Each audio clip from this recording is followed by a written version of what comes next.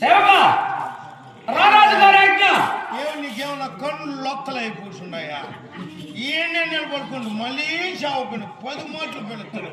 ఏమే నేను చెప్తున్నది వింటున్నావా లేదా? ఎప్పుడో దినేష్ అన్నగారు సభలో ప్రాతిగామితో ద్రౌపదిని సమాప్తికి తీసుకొచ్చాడు. రాణి సమాప్తానికి రాణి పలికినాడు కదా, కనుక ఖండితంగా భార్యకుండగానే ద్రౌపది చిత్రసభ అమ్మగారు చెప్పుకున్నారు. క్షణమాత్రము ద్రౌపది ఎక్కడుందో నా కంట పరిస్థితివే భార్య మొదటి ద్రౌపది చిత్రసభ చేస్తాను. వెళ్దామా?